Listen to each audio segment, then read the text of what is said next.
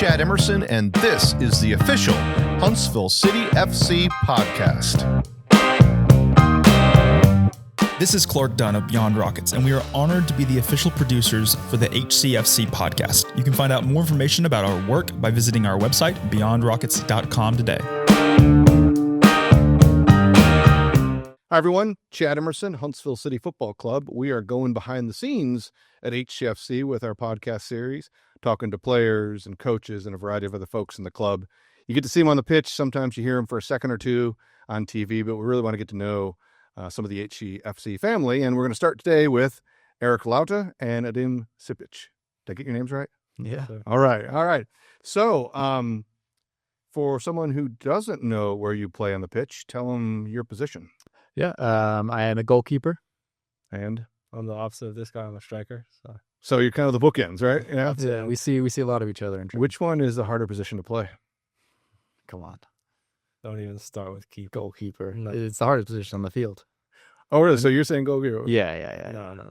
Why is it not the hardest? Because the hardest thing to do is score a goal. Oh. Realistically, the hardest thing to do is score a goal.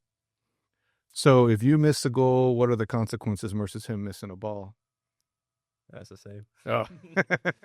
So A striker could miss 10 chances in a game, but they're the hero if they score the penalty. A goalkeeper can make 10 saves in a game. They let one in. They're the villain. So I think growing up in Michigan, I played goaltender through high school all the way. Yeah. And my mom hated it. She didn't want to come to my game. She's like, you make one mistake, Mhm. that ball goes through your legs. And, how did you decide to become a goaltender? I was center back first. I played in defense when I was young, and then I think when I was around 9 or 10, I was always the kid who I loved diving around. I didn't mind getting dirty, so if the goalkeeper wasn't there, I'd just hop in, and I was always pretty big as well for my age. And then around 9, 10 years old, I remember having one year where I just had this heel problem where I think the bones in my heel were growing too fast. It made it hard for me to run for a year, and so I ended up playing in goal more and more through that year, and afterwards just kind of stuck with it and fell in love with it. So I've been a goalkeeper since I was about 10 or so. It seems like that position has changed a lot recently. It used to be about saving shots, and now it's almost like a fifth defender back there. When you started playing soccer, was it all about saving shots or distributing the ball or both? Yeah, I think I was born kind of at that time and growing up where it became more than just keeping the ball out of the net, but also helping your team start the attack. And so when I started, joining the academy system in California where I was growing up, it was just as important to learn how to play with the ball at my feet than it was to keep the ball in the net. And for me as well, my idol probably growing up was Manuel Neuer, is the goalkeeper I look up to, and he's really the one who changed it in the professional game. So you ended up as a striker, right? How did you, is that where you started in your soccer career?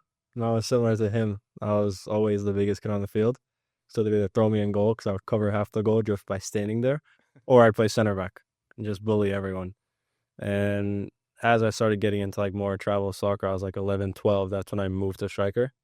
And the tactic would be I'd go to striker, score a goal, go back to center back. And that's how we played club soccer growing up. And then kind of when I got into the academy, I was okay, I'm going to go try out as a striker. And since then, I played striker. But growing up as a kid, it was mostly center back, goalkeeper, just because I was bigger than everyone. Was soccer the only sport you played? Yeah. From day one? Competitively, yeah. Yeah. What about you? Yeah, pretty much same thing. Okay. What brought you all to soccer versus, you're great athletes, so you probably could play a lot of different sports well, lacrosse, things like that. What about soccer, you found compelling? For me, it's what I started playing first, and I think my dad played his whole life. He played in college. He played some in semi-professional leagues in California. So he brought me out. He put a soccer ball at my feet from the second I could stand, pretty much. And no, I think I've always loved it. It's always been. They call it the beautiful game for a reason, and just as I've always been compelled to continue to play because of that. And since I was a kid, I just loved the game. Dim? No, mine was similar. It was mostly family. I feel like growing up in a Bosnian household, that's all we watch. That's all we think about. That's all we talk about. So it's I feel like just growing up in that environment, it was obviously the first sport that was introduced to me, and it was the only sport that I played growing up. So I've never been to Bosnia. It sounds like soccer is big in Bosnia. It's the only big sport. Oh, really? They Okay. have a basketball team. They're okay. I was gonna say, I've heard of Bosnian basketball. No one cares about them. No, okay. No one talks about them. It's all, even if they make it to the Euro final, no one will care. It's all about soccer there. When's the last time Bosnia was in the World Cup? 2014. Oh, yeah? Yeah. They going to make it back this year or next year? We've played 2 qualification games this year, and we won both. So hopefully. It's a good We start. still have like 6 more to go. So Yeah. So for a Bosnian national team, what's it known for? Is it a possession team, physical team? What's the nature of the Bosnian national team? I'd say just physical. Yeah. Yeah, just get into tackles, get in behind, press. It's not beautiful football. Yeah. It's ugly, it's dirty, it's tackling always. So they're an aggressive team. What's the best goal you have ever scored? What do you remember at any level? You're like, that was my freaking best goal. How we want to replay that one over and over. Academy against Philadelphia Union, U17 year. Yeah. That was right before I signed. It was a half scissor kick, half bicycle kick in the box. If I could recreate that, it'd be great. Did you mean to do that? Or is that just It like just happened. the hand of God? It just happened. I feel like in that moment, everything was going good, and everything I feel like that I shot went in. So it was one of those goals where it's like you just do it. You don't even think about it. Yeah. Were you here? Were you at the match when I remember when Joey Skinner? Mm-hmm. Similar to that. Was it so his was left-footed, mine was right-footed. Okay, so it was the Joey Skinner scissor goal that is similar. No, that was nice. Yeah. Your best save ever. It's tough. There are so many. I mean, I think I could either pick one where there's quite a few in the academy and even in college where it's going in top corner. You don't even think you're getting to it, but you just get that top hand up and manage to keep it out with just the fingertips. But there's also the ones I love a good 1v1 save. Just come out, get as big as possible, rips it anywhere. It could be in my face, no problem. I'll do anything to keep it out. But particular save is hard for me to say. There's plenty to pick from, and I mean I love all. So in Next Pro we have this thing called PKs if we're tied, right? So both of you are coming from a completely different perspective. What are you? Because normally in soccer you're not going to have as many PKs as you do in Next Pro because you could have you normally would just go to a tie, right? So you're thinking I could be saving 5-6 PKs this game if we go tied. What's the strategy with a goaltender and PKs where it's a save and a dead ball, not a rebound? Yeah. Penalties, I mean, it's something that we look at before the game as well. Every club does this at the professional level. You get data of the players who you think might potentially take a penalty, and potentially what their preferences are. Sometimes they'll give you an answer, sometimes it won't, and then from there it's just really instinct. I think every goalkeeper has a different strategy. You try to pick up on little things potentially in the striker's run up or just the way that their body's positioned. You could maybe look at their hips, but then they might also be trying to disguise something and show you something and then end up putting it the other way. So it's difficult. It's a big mind game. Bit of battle of the minds between the goalkeeper and the striker, for sure. Is it harder to save a left-footed or right-footed, or is it the same? I don't think it makes a difference. What about high or low? I mean, I think everyone knows the ideal spot for a goalkeeper to make a save would be about a yard or two off the ground. So if you're able to hit it completely on the ground, it's harder. If you're able to put it in the top corner, then it's probably unsavable. So a couple of years ago, when NSC was playing Miami in the Leagues Cup, it got all the way down to the goalies to take the PKs. Have you ever taken a PK? No, not in a shootout. I've had some long shootouts, but actually in college, you only have 10 takers, so the goalkeeper wasn't even on the list in that one. So I haven't in a real game. But you could, and I could. Oh yeah. What? Give us a little. Don't give us your secrets all, but what would be your strategy as a goalie? It's not. We'll cross that bridge when we get to it. Okay. Upper net. Sure. Net. Sure. Top corner. Why not? All right. Coming out from the guy who's looking at the goalie. When you're walking up there, do you know exactly what you're going to do, or are you still trying to decide as you're walking to the ball to take that shot? I'll decide it before the game. If it does come out, I'll be like, that's my side. But I keep it simple. You can ask him to. I just go up there and just smash it. Hit it as hard as I can keeper can't see it. Yeah, So he's one of the better takers. I think he no thought just puts it as hard as he can, Yeah, top corner, and point. he strikes the ball well. I gotta give him credit. What about, I memean, these guys that shoot the ball straight down the middle? Like, that's got to take some guts or knowledge. Or do you know that Erik's diving either way? Or because if you kick it right at him and he catches it, you're going to look like a clown. it helps if someone goes before you, because then you can see the keeper and you can say, okay, he jumps early or he waits. If he waits, then there's no point of risking it going down the middle. But if you can see and you tell that, okay, he dives early, like he takes a step early, then it's like, might as well go down the middle because he's already diving one way. It all depends on the keeper. Yeah, it's risky, but sometimes it works. Last question on PKs for you, Adem. There's the folks that take about 2 steps, and there's the one that seem like they're running like a out of control train. You know, what's the pros and cons of both? I mean, I feel like if you're, like for me, what I do is I go 7 steps. I like the number 7. Always 7. Take 7 steps back and run from there. And my thought is if I'm too close, I don't have a quick enough run up to either get power on it or throw the keeper off, you know. If I'm too far back, then it's like maybe I'm running too much or something. But I don't know, I go with 7. I like the number, so. Who's the best PK taker on the team right now? Not name Adem. Me. No, not name Adem. Adem's up there. Kof. Yeah, Kofi's good. Yeah. He's good. Kofi's good. Yeah. Who's the worst? I mean, I know you know. You don't have to answer that. But there hasn't. You don't have to answer. No, there hasn't been someone in training that's like missed every PK or something. There's not someone who goes like off frame every single time. To be fair, it's been decent all around. I heard another coach say one of the best things about Next Pro and this penalty kick format is it teaches you, some of the younger players, pressure much earlier than you might normally. Do you feel that way, or is that overthinking it? No, it definitely could be. I mean, it's a lot of pressure to take a penalty, I think, for the players, and you're always going to be under pressure, especially when you take that next level. If you do take the next level in MLS, like the pressure is only going to increase. So, I mean, there's definitely a side to it, a mental side to it there. You mentioned the goalie you grew up idolizing. Is there a goalie now that you try to emulate some of his skill sets?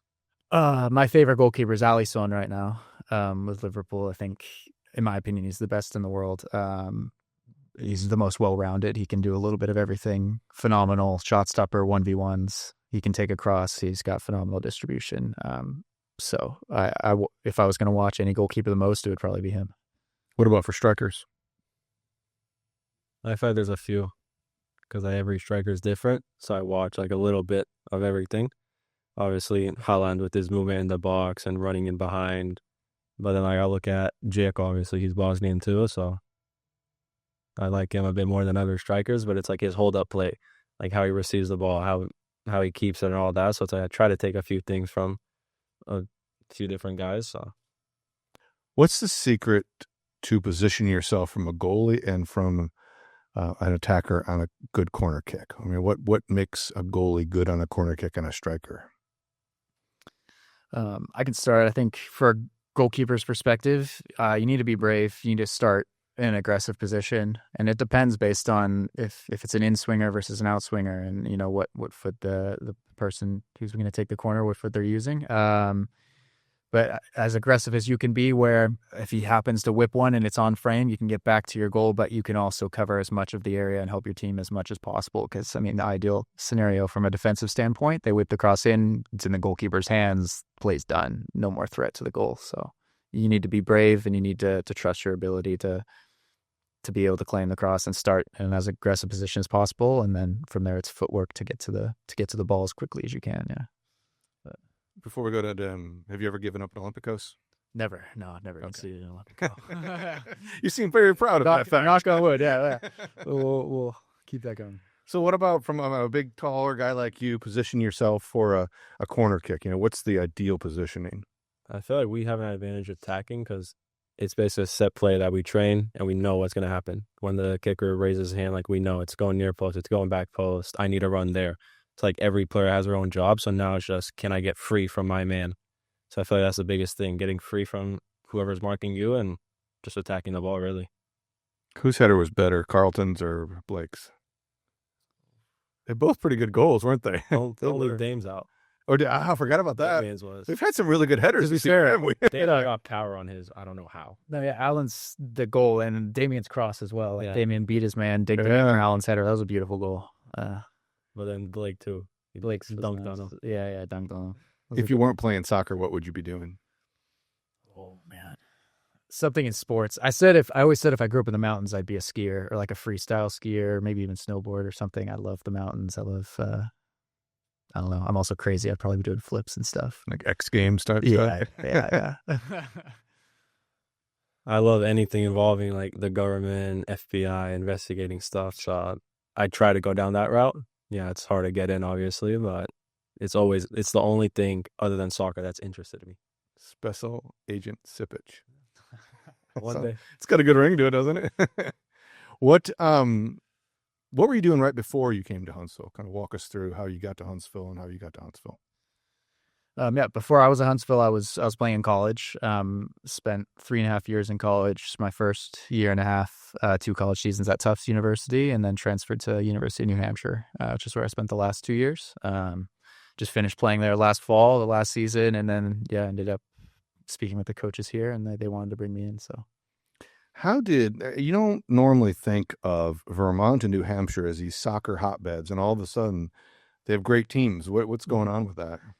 it's bigger than you think. I mean, they're small states, but soccer's actually a big part of the culture up there. I think it's one of, if not the most popular sport in those areas. You'd be surprised.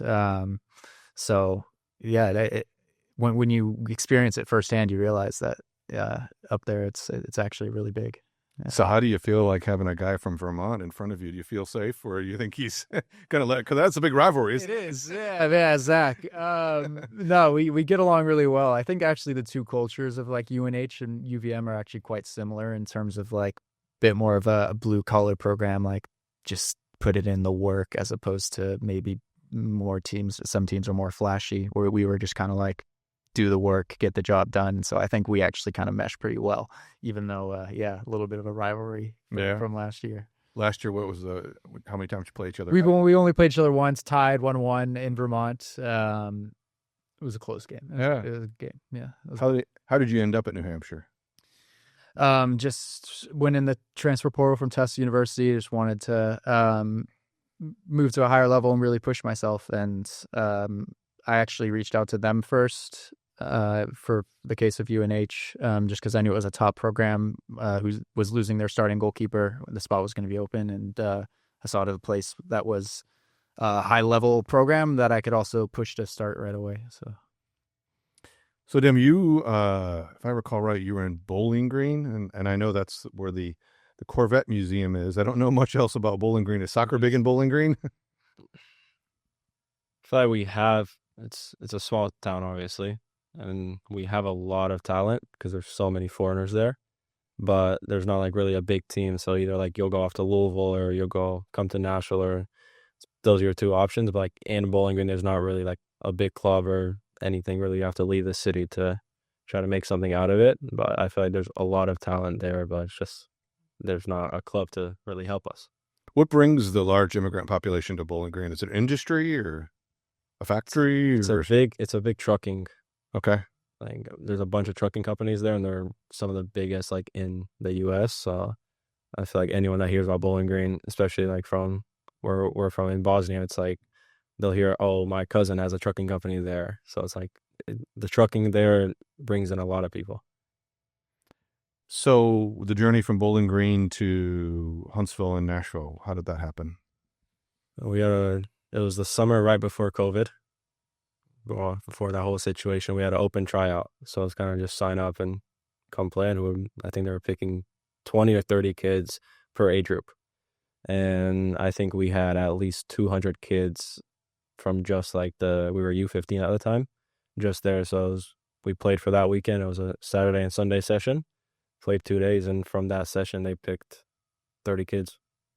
So it was I think I got lucky with it because like my older brother, he couldn't try out because the oldest team they made at the time was 2006.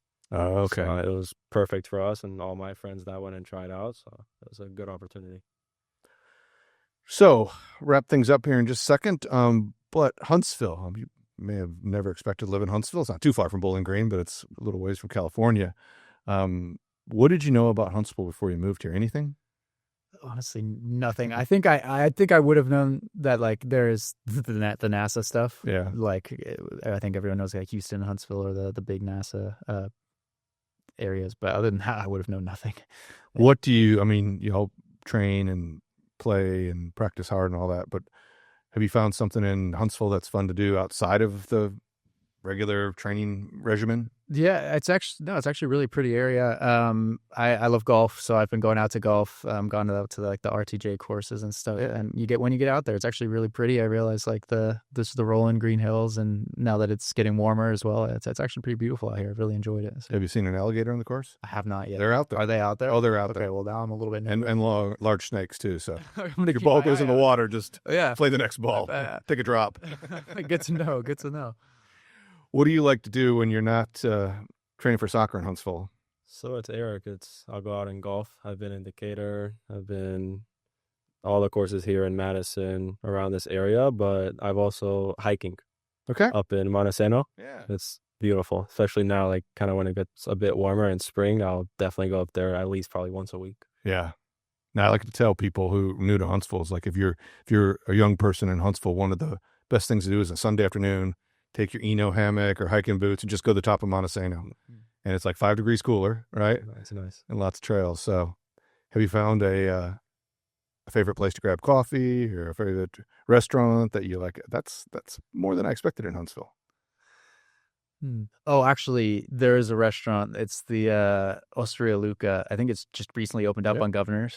But I went there once. Actually, really good Italian food. Nice. Incredible pizza. Oh, pizza. Okay. Yeah. All right. Kumar, that means you need to sponsor this episode. So he's the owner. What about you? I haven't really found any. I haven't went out much to eat. I mostly just cook at home, but yeah, I don't drink coffee either. But my place to go to is 7 Brew. Okay. It's like energy drinks kind of coffee shop. So that's my place to go to. But restaurant wise, most of the restaurants I've been to here, I've been to like in Nashville and stuff. So you haven't been to the Bosnian restaurant here? Where? There's not one. Exactly. You sounded very hopeful for a second. If you're cooking at home, is there a Bosnian dish that's your go-to dish? No. All the Bosnian dishes, my mom makes those. She makes them and sends them down frozen. I'm not good enough for that yet. What is the hamburger of Bosnia? What's the most popular like basic staple? I say cevap. Yeah. It's like these like beef sausages and like it's a type of bread. And you just kind of put it in there, put like tenterlop in there, sour cream, and like this spicy sauce we have, and everyone loves it. That sounds amazing. We and Isaiah went, when we played in Toronto. Yeah. There was a restaurant up there, it was Bosnian, and we went up and he loved it. Wow. So, all right, that's Erik Lauta, goaltender for Huntsville City FC, and Adem Sipic, one of our strikers. Like to wrap up these podcasts with a little segment called our Top 3. Ask you 3 questions. Name your top in each of those categories, and then we'll wrap things up. For the first one, the top soccer club in the world. Arsenal Football Club. Arsenal? Bayern. Okay. The top soccer player in the world. Oh, it's simple. Alisson. In the field. Come on, you gotta go out there. Erling Haaland. Okay, hold on. Right now or all time? Give us both. Right now, Lamine Yamal. Okay. All time, Ronaldo. Cristiano Ronaldo, not the old one. Oh, I was going to say, there's been several Ronaldos, so Ronaldo had a Messi. Yeah. Okay. For me. Hey, that's your... All right, everyone. That's Erik. That's Adem. I want to invite you to come out to our matches. You can go to Huntsville City FC, see these guys, learn a little bit about them behind the scenes, see them out on the pitch, and we'll entertain you. So thanks, guys, for joining us. Thank you. Thank you.